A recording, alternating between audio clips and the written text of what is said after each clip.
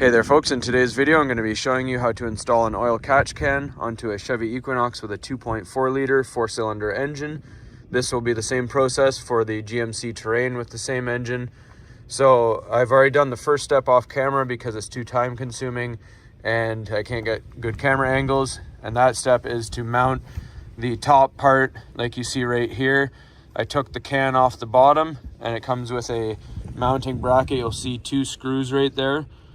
So all I had to do was drill into the frame here. So you just mark where you want this to be, drill your holes and screw it into place with the provided screws. So our next step that we're going to do is we're going to disconnect our PCV line right here on the side of the airbox.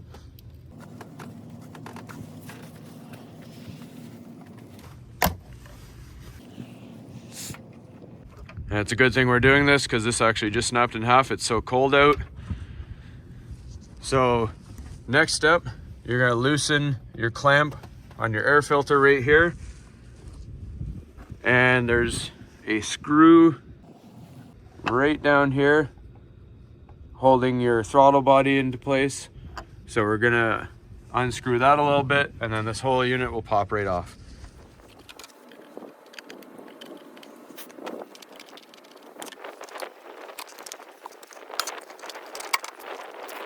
Now our next step, we take off our engine cover here.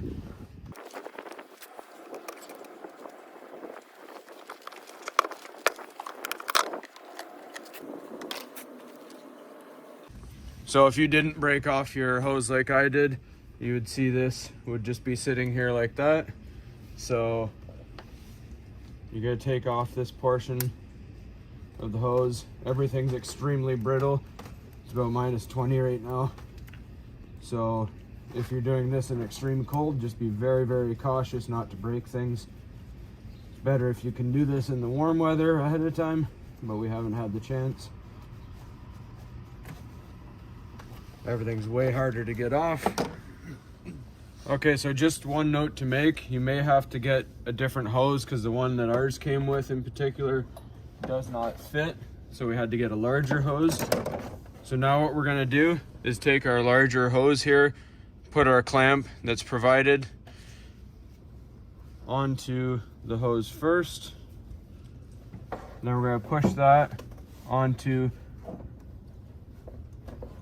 our port right there, slide our clamp down, clamp it into place.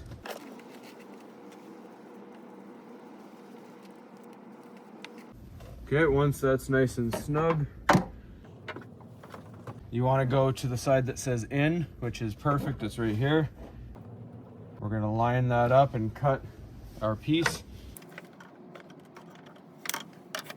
You can just use garden shears if you want. Place our other clamp over our hose here.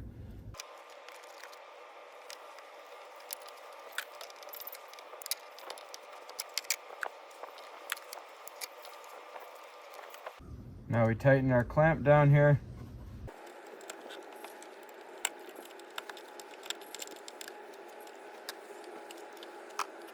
Now before we attach our other fitting, we're going to put all our engine cover and our airbox back on.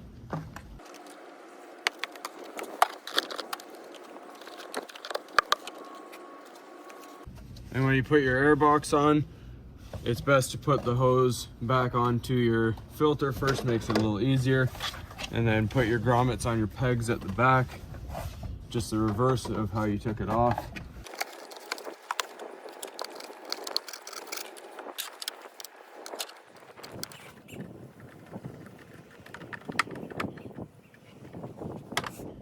All right, so now this is the weird part. You do want to use your small hose that it came with because the fitting that I just put on to the actual valve cover there is wider than the fitting that goes on the airbox. So you need a bigger hose going on to there, but then you're going to use the smaller hose. And this is the fitting right here that clicks into place that you took off earlier. So all we're going to do is, if you look closely at the fitting itself, there's that bump right there. That's where the fitting ends. I'm just going to cut just a little bit past that, like so. And then I'm gonna put my hose on there with a clamp. So now I just take my clamp, put it on my hose, press it onto our fitting here. And if you keep that little bit of black hose on there, it actually makes a nice tight seal.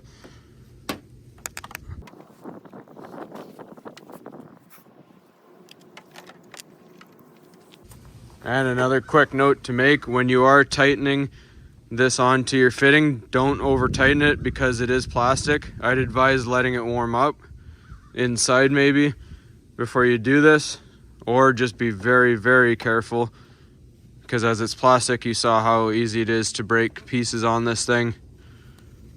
And since it's such a tight fitting, you don't need to go over tight. You just gotta tighten it enough to keep it on there. Now you just plug this end back in to your air box, and then you do the same thing as the other hose, measure and cut.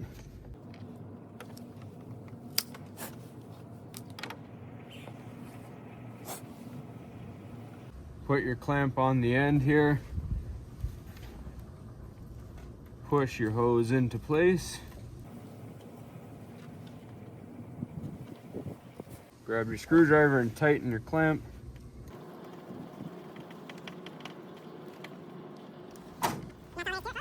All right, so now you just take your canister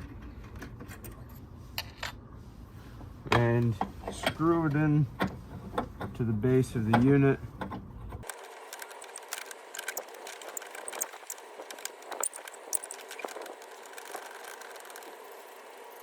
All right, just like that. Once it's nice and tight, all you have to do, I would recommend, every time you get gas, pop your hood, take your little dipstick here and you unscrew it and check for the level of moisture that's in there. And then I keep an old laundry detergent bottle at home and dump it in there, because you'll need to dispose of it into hazardous waste, as it has a lot of vapors from oil and gases.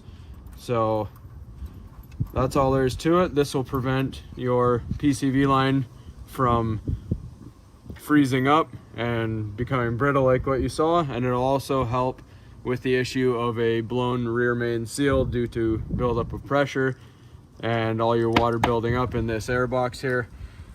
So it's nice and simple. I'll put a link in the description for that. Hopefully you found this helpful, and as always, please like and subscribe.